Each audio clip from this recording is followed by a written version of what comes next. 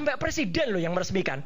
Ini kan luar biasa gitu. Sebuah perusahaan PMA yang ada di luar negeri itu yang kemudian yang meresmikan seorang presiden hari Selasa tanggal 1 Maret 2022. Tanggal-tanggal nggak usah dibantah, saya ada datanya semua, clear banget. Ya. Oke, Mas Roy mau sampaikan di situ. Yang saya sampaikan ini tadi pertanyaan Mas Aiman.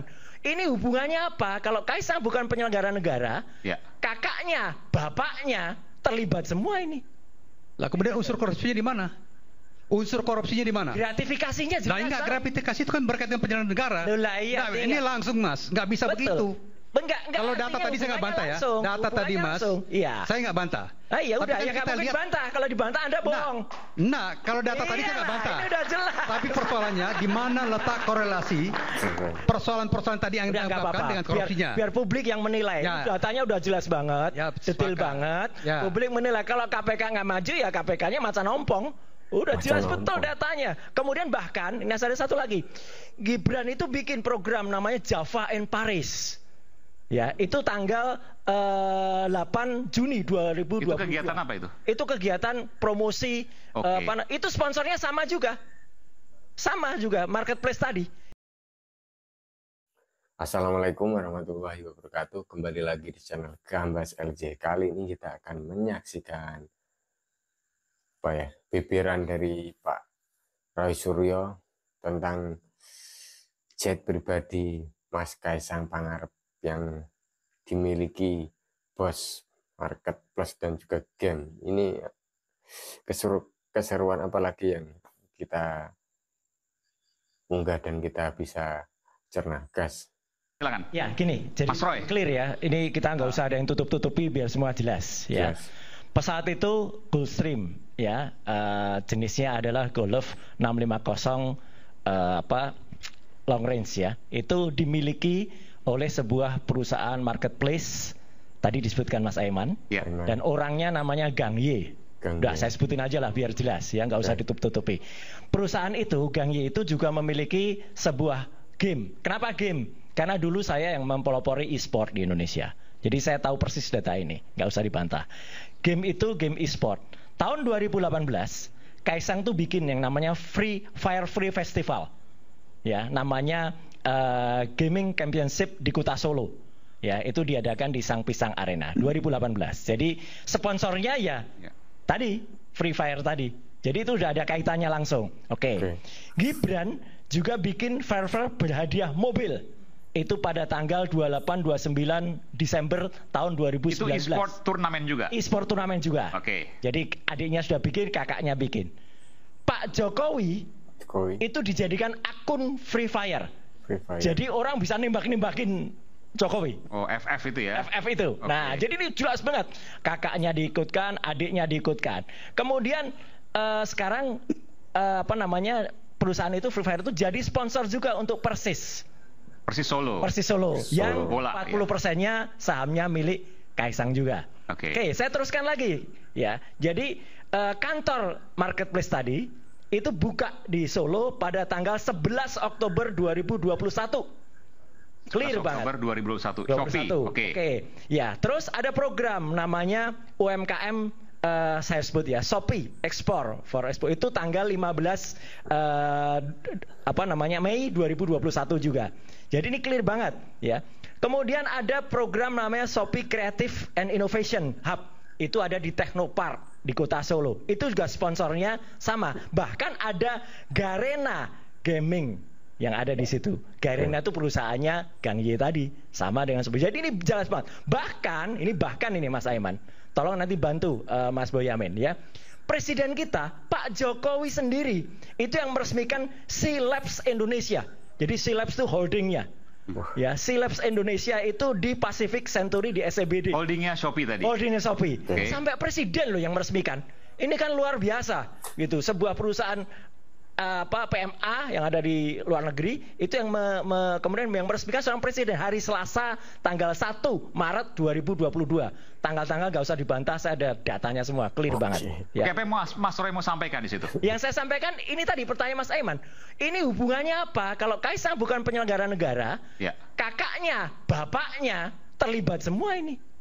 Lah kemudian unsur korupsinya di mana? Unsur korupsinya di mana? Gratifikasinya jelas. Nah, enggak, gratifikasi itu kan berkaitan dengan penyelenggaraan negara. Lah, iya, Nah, ini langsung Mas, nggak bisa begitu. Enggak, Kalau data tadi saya nggak bantah ya. Data tadi Mas, iya. saya nggak bantah. Ah, ya udah, kan ya nggak mungkin lihat, bantah. Kalau dibantah Anda bohong. Nah, kalau data tadi saya nggak bantah. Ini udah jelas. Tapi persoalannya di mana letak korelasi persoalan-persoalan tadi yang Udah, nggak diungkapkan apa-apa. dengan korupsinya. Biar publik yang menilai. Ya. Datanya udah jelas banget, Ya, detail sepakat. banget. Ya. Publik menilai. Kalau KPK nggak maju ya KPK-nya macan ompong. Udah Macan jelas ompong. betul datanya. Kemudian bahkan, ini ada satu lagi. Gibran itu bikin program namanya Java and Paris. Ya, itu tanggal 8 Juni 2022. Itu kegiatan apa itu? Itu kegiatan promosi. Oke. Itu sponsornya sama juga. Sama juga, marketplace tadi. Selanjutnya setelah itu dia mau minta juga ke Goto di Jepang. Tapi Gotonya ribet. Bahkan ada skandal apalah gitu di situ. Jadi nggak jadi. Jadi artinya teman-teman semua, Mas Aiman dan pemirsa di Suara ini, jelas banget tuh hubungannya gitu loh. Ini ada bapak anak, udah kalau istilahnya di keputusan MK, Mas, udah cetowelo-welo gitu lah. Cetowelo-welo kayak gini kok nggak berani jelasin. Itu aja udah, nggak apa-apa. Kalau saya sih mengumpulkan data aja. Nanti soal pesawat bisa saya clearkan lagi rutenya kemana, dia bawa barang dari mana tuh ada semua udah. Oke. Itu Mas Aiman. Saya akan kembali ke Mas Boyamin, oke.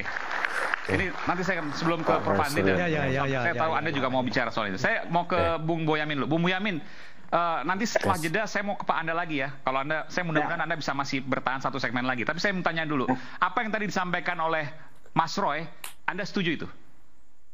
Iya, karena gini loh, kalau ini... Setuju? Nggak, ini perlu penegasan dulu, setuju? Setuju. Oke, benar semua apa yang disampaikan Mas Roy?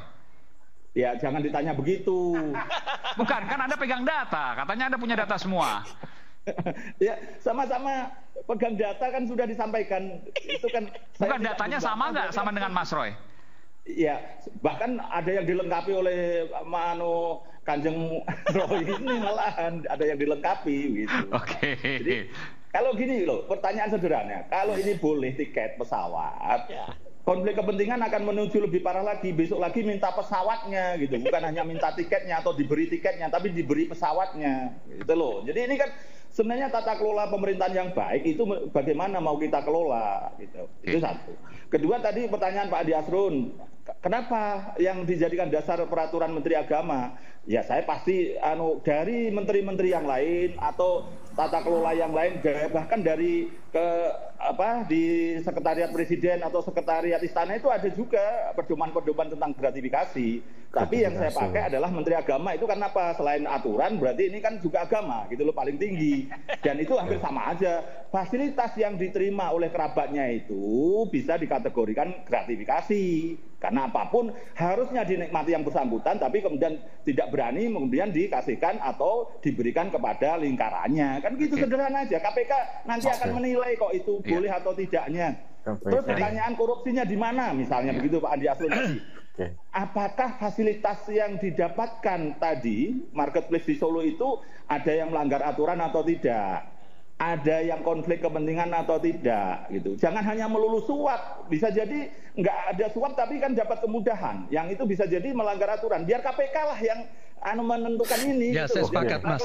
Tapi kan persoalannya begini, kita ini menyangkut untuk didalami oleh KPK. Ya, ini menyangkut nama baik orang, ini menyangkut due process of law, proses penegakan hukum. Jadi harus persis betul. Tadi Mas Roy bilang ada data-data, ya kan?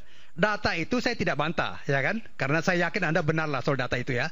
Tetapi di mana titik singgung dengan persoalan korupsinya? Misalnya gratifikasi. Gratifikasi itu kick off-nya lebih jelas. Tapi kalau kemudian kita duga-duga datang belakangan, itu sesat Mas. Ya. Jadi Mas Roy sesat tadi. Punya data tapi dikait-kait utak-atik gatuk gitu maksudnya. Mas. Enggak, sebentar. Mas Roy. Maksudnya punya data tapi diutak-atik gatuk gitu. Ya, kalau misalnya nggak ada kait-kaitannya nggak susah tuh Mas. Saya menyadari betul, saya bukan ahli hukum, ya. Saya ahli telematika. Jadi saya hanya mau lihat ini berdasarkan data dan saya dulu adalah pengembang yang mempelopori e-sport. Jadi saya serahkan data-data ini dan jangan biarkan saya mengartikan hukum Mas. Karena itu sama aja dengan saya orang nanti ngobrol di warung kopi. Datanya sudah clear, saya support betul. Silahkan nanti ahli hukum yang bicara. Oke. Di sini ada ahli hukum Prof. Andi Asrun dan Prof. Refli, walaupun hukum tata negara tapi saya yakin kan S1-nya hukum umum kan? Dan oposisi dia. Alhamdulillahirrahmanirrahim. Tadi kita sudah bisa menjelaskan, menyimak data-data antara Pak Jokowi, Mas Gibran dan juga Mas Kaisang dari penjelasan Bapak Roy Suryo sebagai pakar telematika kita, dan dia mengatakan bahwa data sudah ada, kita serahkan saja kepada yang ahli hukum atau Bapak di KPK komisi. Oke. Dan ini semoga bisa memecah suasana atau memecah kebuntuan tentang isu-isu gratifikasi, guys, atau skandal korupsi tentang jet pribadi yang digunakan Mas Kaisang ke luar negeri. Apakah ada gratifikasi atau korupsi? Oke lah, semoga mengedukasi masyarakat Indonesia juga, Nahdlatul Ulama juga semakin maju. Wassalamualaikum warahmatullahi wabarakatuh. Gambas LJ.